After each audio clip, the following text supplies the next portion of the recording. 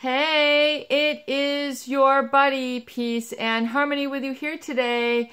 Much love going out to all the beautiful empowered harmonizers.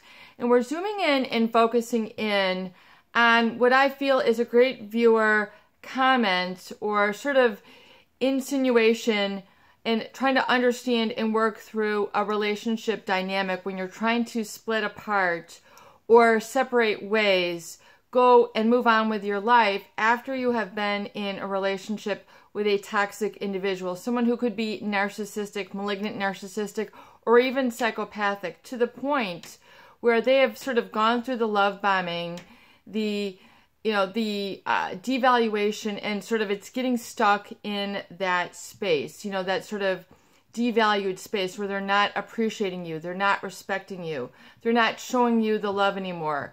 You're getting sort of plagued with a paranoia or upset, and things are getting kind of out of whack. And so in other words, what do you do? How do you cope when the narcissist or the psychopath won't leave? Either they're literally physically in your life and you can't get them away, you can't get them out of your mind, or you keep kind of going back and believing and staying stuck in that denial, what I feel is the denial mindset, or where you're really not knowing how to part ways. In other words, you could be stuck in a codependency or enabler role. And so a codependent or enabler really is someone who are very two distinct sort of dynamics. And I want to kind of delve into this so you can see how this can be unhealthy and not in your best interest if you find yourself in these roles. But before we get started, I want to give a super huge shout out to those of you who have recently donated to the channel.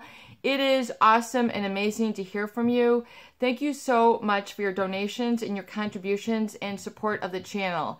It is wonderful to be a resource, and thank you so much for your contributions to the channel, really, and your generosity. It's viewers like you that really make it worthwhile and to help to keep me rolling here. And thank you so much also for those people who have made comments and your support of the channel. Thank you so much. And absolutely positively, if you don't want to sort of waste your money on Black Friday, it's after Thanksgiving and a lot of people are trying to find these deals, please do donate to the channel and give to a resource. If you're with us day in and day out, that speaks to you. Please make a donation. It really is wonderful to hear from you. So thank you so much. So we're kind of getting in and diving into understanding what is a codependent and what is an enabler. What does it mean when this individual won't leave? When literally you can't stand up to them. Literally you can't back up your own beliefs. You're sort of in a freeze or fawn mode, or things are just sort of on this plateau. And they're really either stuck in your workplace, your home, your family, or they're really sort of stuck in your mind. In other words, where you're always sort of ruminating and thinking about them. It takes up a large percentage of your day, a large percentage of your concern, a large percentage of how you decide and believe about things. They're really sort of taking up residency in what I would call your heart, body, and mind. In other words, they're so rehearsed, they're so memorized, they're so part of your decision-making process that literally you're not able to feel that you can move or spread your wings, that you don't really have your own identity, you don't really have, kind of your own individuality and autonomy. In other words, there's a blending and a blurring of your boundaries as well as your standards. So these are all sort of befuddled up. And boundaries as well as standards really are important to recognize, especially if you find that you're a codependent or an enabler. So a codependent or an egoist, as Dr. Craig Malkin states, is someone who has kind of emptied themselves out of their own needs. In other words, your own needs that you need to be happy, fulfilled, have a true I am and a sense of security is replaced by fulfilling others' needs. In other words, you're always trying to give your best to them. In fact, their needs take up residency in your own self. In other words, it's always about them. You spend your day thinking of things to prepare for them, their meals, their gifts, what you're going to say, how you're going to plan the weekend, you know, what you're going to do for them. It always is about them. So they've really you've kind of emptied yourself out, and the direction in your life purpose, your life mission is really about taking care of them and their needs. And you kind of feel, you know, that that you're kind of made small, non-existent, unimportant, unrepresented. In other words, you become really the invisible. You become the meek. You become the weak. And this really presents a problem. A lot of people can function in this stage, especially if, you know, things are kind of going and humming along, hunky-dory. In other words, if they seem happy. In other words, making other people happy makes you happy. And this can be true for all people, but when it becomes a way of life, when you're no longer in the equation, you have not discovered, or you're not in your I am, you haven't kind of come into that feeling of posture. You know, in other words, you don't feel a sense of self, you don't feel a sense of boundaries, and it really doesn't become apparent until something significant happens. Perhaps this individual, you know, moves away, or you encounter an illness, or you find that they have been sort of, you know, giving you a persona, and then you find out some other, you know, information about them. They're cheating on you. They haven't given you the full story. They have lied to you, you know, and then you're really then by force, you know, by circumstance, you say, you know, oh, okay, this, I have, you know, you have this aha or awakening moment, like, wait a second, you know, I now am on the doctor's table. Oh no, I'm now alone. I'm encountering this empty nest syndrome, or we're in retirement and we're not speaking. So in other words, you realize that, you know, you have been kind of left, you feel, you know, you've been left empty-handed. And this can occur, you know, at the family, the marital, or the employment level, where you have constantly been a support person, you know, where you've constantly been about taking care of others, and you feel sort of unappreciated or invalidated and not seen for who you are. So there's a real energetic emptiness.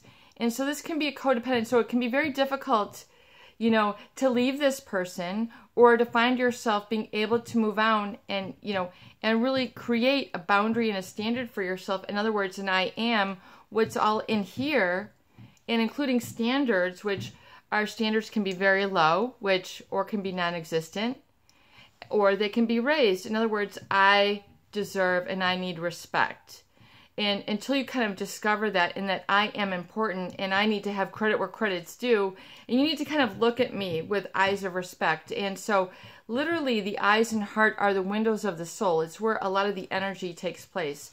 It can be intellectualized, but it's more of a feeling that is someone gives you when they're giving you attention, i.e. eye contact, i.e. listening, i.e. you know, not always distracted by the TV, their cell phone, their device, whatever's going on with them, their health issues. So it can be very difficult to leave, as well as the enabler. So an enabler is something very different, where someone is, you know, a lot of this terminology is used in the, you know, the field of the you know, alcoholic or the drug addict. So an enabler would be someone who allows, or, you know, unconsciously supports someone's destructive behavior. They encourage or enable self-destructive behavior in another. In other words, someone who kind of lets the alcoholic kind of go into the garage and drink, so they just kind of turn a blind eye or a deaf ear to the fact that this person is hiding their addiction.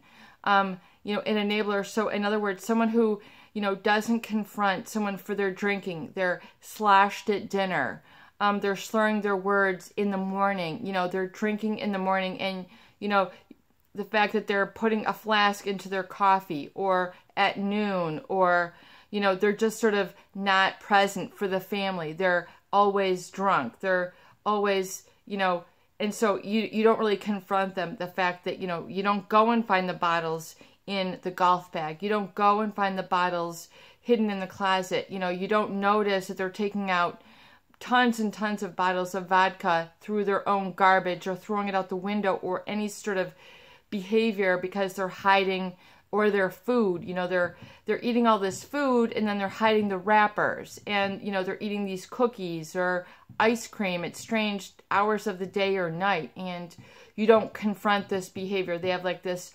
obsessive, you know, eating, or the fact that they are narcissistic or psychopathic, the fact that they're sort of, you know, not showing you everything, and they're sort of fooling you. They're pulling the wool over your eyes. They're, you know, obsessively shopping or obsessively hoarding, or, you know, they're just not treating you well, and you're still you're just sort of not dealing or confronting the situation. You're not able to speak the words stop. You're not able to speak the words don't. You're not able to say, stop treating me this way, stop abusing me. You don't understand. You're still kind of in that brainwashed, gaslit state, and it's difficult to evolve from the fog. So that's the fear, the obligation, the guilt, or really what I feel sometimes is the absence of tools to be able to walk away, to be able to say, I'm done, and then leave. I'm done, and then walk away. I'm done, and not answering the text, you know, that comes a week, 2 weeks, 3 months, or 3 years later. Oh, I want to, you know, I want to give you this now. I want to show you this. You know, no. N-O, no. You know, the ability to have enough self-respect and self-worth, and you know, knowing what you know in your heart, in your mind, in your senses, and knowing that things aren't right, and knowing that it's not right for you to put up with this, and that, you know, and being able to speak the word. So enable it. In other words, you're enabling someone's narcissism. You're enabling someone's psychopathy. You're still in that sort of, you know, for a lot of people, they can be heavily addicted to this person. That's not the case with everybody. But in other words, you know, they're so hyper aroused, and they're so brainwashed, and they're so gaslighted that they can't, you know, they're sort of in that you know, that woozy state where they can't really end it. They can't really stop the texting. They can't really stop the Facebooking. They can't stop the dating, the secretive communication, the sort of what I would call the psychopath word salad, where they're just in this sort of, you know, woozy state. It's, you know, that's a sign of addiction to this person. You can be, you know, addicted. You know, they're sex addicts, but this is a very different form of defense mechanism. In fact, the giving, and, you know, and so the enabler can be anything from giving them a place to live, giving them a place to work, not calling, you know, somebody out on their rude or mistreating behavior, allowing things to happen, tolerating the intolerable, not standing up for your needs and rights, not knowing that you have needs and rights, not being able to understand and say, you know, understand the role of what it is to be scapegoated or used or manipulated, or the fact that you have overgiven, you have been a source of supply to this person. Giving, speaking of Thanksgiving, it can be a defense mechanism.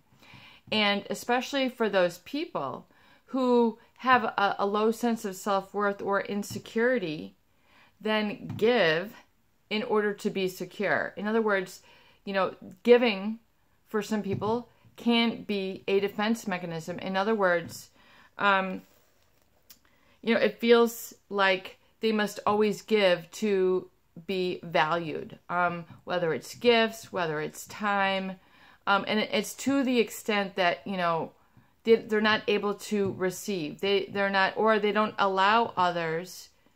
They get other people caught up in the giving, and, you know, sort of hollowing themselves out for another, and the fact that they then can't receive for who they are. So it's very interesting, the fact that, you know, so I was kind of looking at this morning, where, you know, this role of giving can be a defense mechanism. In other words, and you can be taught this, you can pass this on to generations, where you must give, give, give, or, you know, you must be a source of supply. You must be, You know, in other words, it can be a defense mechanism. In other words, it's a coping mechanism where you know, over obligate, especially as we enter into like the holidays and, you know, the Black Friday, and the fact that these people are all basing their self-worth or their divine essence, what ends up becoming deceived or confused or muddled, as I would say, that your self-worth is based on this giving. In other words, you're not valued for who you are. You know, you're not seen and given credit, but your value is then defined by how you give to these other people. So, and a lot of people really get into financial trouble, emotional trouble. You know, it's time to stop the madness. It's time to stop the delusion. It's time to stop the denial. It's time to stop the enabling. It's time to get rid of this pattern. It's time to say, stop, I need more. I need, you know, and to know what you need and to identify with the healthy needs versus the unhealthy needs. You know, so you might be able to say, I don't need this anymore. You know, this relationship can be a crutch. It can be, as some people describe it, as a buffer. You know, a buffer to being alone. You know, a buffer to, you know, confronting the next stage of your life. This person can be like a cushion to you and to kind of be a barrier between you and your inner voice. You know, it's a lot easier to take care of somebody else's needs and see it projected versus getting in touch with your own needs. There's a lot of pain in that. There's a process in that. And oftentimes people don't know the definition of what an enabler is, what it looks like, what a scapegoat is, what that feels like, what it is to be brainwashed, what it is to have, you know, to be a reservoir of projection. In other words, someone who has always kicked the dog and you're the dog, like they've always kicked you, you know, the kick the dog syndrome, you know, where someone who's had, you know, puts up a front all day and then they come home and then, you know, they mistreat you. And, you know, that's the projection. They're venting out a lot of their aggression on you. You don't need to be a reservoir for that. You don't need to be a receptacle for that. You don't need to be the place where people dump everything. This is not a dumping ground. You know, this is not an emotional dumping ground. I'm not going to take all that negativity. It's not good for me, and it's not good for you to, you know, unleash all your problems on me. So, in other words, it's like someone described it as trying to, you know, hold up the world on your pinky. That ain't happening. Yeah, you've got the people who've got the, you know, the ball spinning on their finger. You know, this is not emotional basketball. You don't have to, you know, keep somebody spinning and then you not be looked at. You know, you don't need to keep somebody going around and around and around. You know, this is not healthy for you. It's not healthy for them to maintain this sort of relationship dynamic. The narcissist, a lot of people say, are they ever going to change? You know, they, and the truth is no.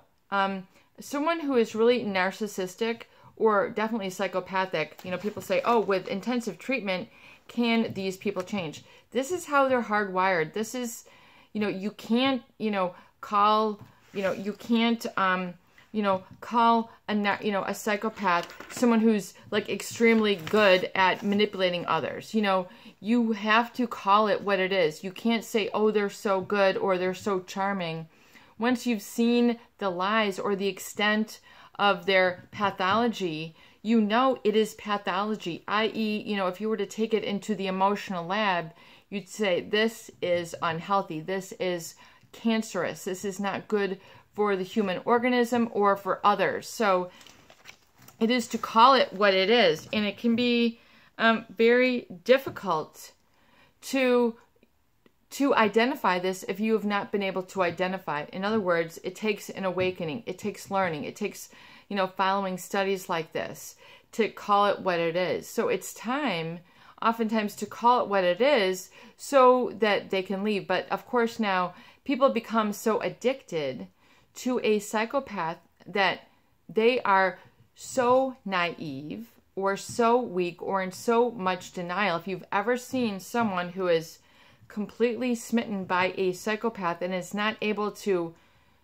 see the facts for what they are, who've just been laid out in black and white in reality, and they would rather believe the lies and live parasitically or in this naive green state, then you can say, well, you know, whatever you have coming, you deserve it, you know, because you've been given the opportunity right now to see it for what it is.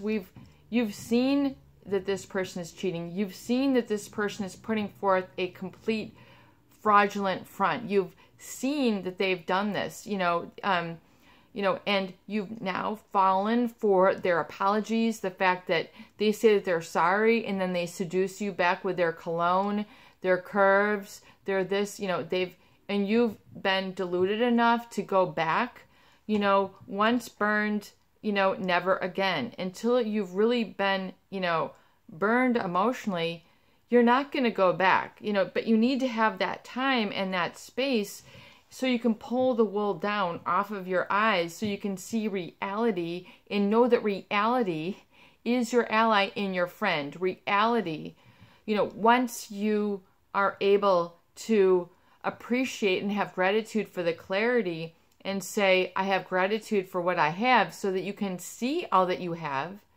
and not feel alienated, alone, isolated, weak, lonely, that your alone time is a blessing, but you must use it as such. Your alone time is discovery time, but you must give it the opportunity as such. Some people call it the valley of the soul or the night of the soul, when it's really kind of like the fertile valley of the soul. And it's a time for you to light that inner candle in the darkness and see how strong and how powerful that light is, and that light, which is you, and the divinity, which you might have not encountered for a lot of viewers on the channel, decades. 25 years you've not felt the light, the emotional light. In other words, that spark, that divine spark, which is eternal within you, which goes with you everywhere, and that you must live in and rejoice in. And now that this is turning into a religious, this is turning into an experiential place where that light is that, that dawn of truth, where, before you haven't been able to dust it off, you haven't been able to see its reflection in you, because you have been so gaslighted, you've been so brainwashed, you've been so codependent, you've been the enabler that you don't know anything else. Well, now is the time to embark on the new, and now that you know, it's time to embark in the new, and life will support you, love you, embrace you, and give you the tools and the experiences you need once you open up and you become mindful. So mindful, these are all the tools, the concepts that we discuss here on the channel. And so it's very important that you do and apply the tools. A house does not build itself. It takes a number of tools.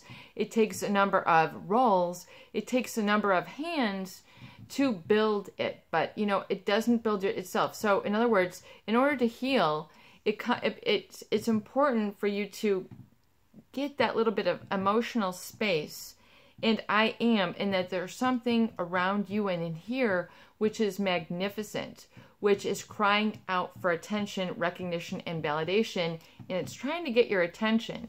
It can be through the sore back, it can be through your empty pocketbook, the fact that this person is not showing you the love, you're not getting your needs met. When you know, but you need to be able to write it down. The tools that we discuss here on the channel are so it's to able to get it come out of you. The root word of education, educare, to bring out. So this is an education. It's a learning opportunity. This is the great stone that you turn over, and then da-da, the light is shown to you. You're able to hear, when you do the recovery pages, a new voice emerges. Hey, I never knew I cared about this. Hey, I never knew that this was important. Hey, I never knew that I knew about this. You're like, hey, I'm actually something, there is something here. This is a thing. I'm able to recognize the fact that this is brainwashing, this is self-doubt, this is what low self-esteem is, all these emotional concepts. Intrapersonal knowledge, meaning within you knowledge. Interpersonal knowledge, relationship knowledge, human behavior knowledge, the study of the self, the Plato, the Socrates, the rules of the ancients, the universal laws, the universal truth, the divine intelligence.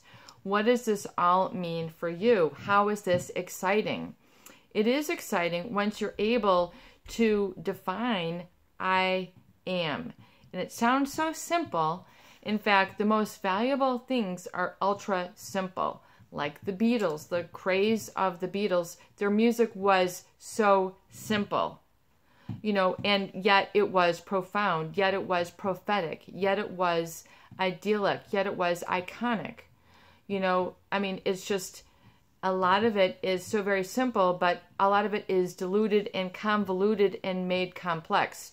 So you need to recognize and have rigorous honesty to begin to say, you know what, this is unhealthy. I don't need to be married to this alcoholic. This is, despite A, B, and C, I cannot be married to this alcoholic. And despite A, B, and C, I cannot be married to this drug addict or in a relationship, because it's not a relationship. A relationship is a back and forth. It's not about you giving defensively. It's not about you pulling the wool over the eyes. It's not about you believing, the lies. It's not about you living in denial. It's not about having a parasite in your house. It's not about giving, enabling somebody to live off of your life energy. It's important for you to recognize this and have boundaries and standards. I come back to that, and then how to get into that POD, what I call POD thinking, positive orderly direction thinking. It's being able to say and have the self-respect, which comes from the solar plexus, the energy that comes from the root up, and then the recovery pages for you to be able to write and to see and discover these things. And I know that we're getting a little bit long, but I just feel it's such an important topic that you then, able to get them out, you have to be able to say out, stop, no more. This is not healthy. It's not good for you, and it's not good for me to enable or to foster this destructive behavior, this negative behavior, this disrespectful behavior is going to fall into those categories. It is not right, it's not fair, it's not healthy. And you have to become like a justice worker in your own home, a justice worker in your own employment, in your own life. You have to work for that balance, like the old Libra scales.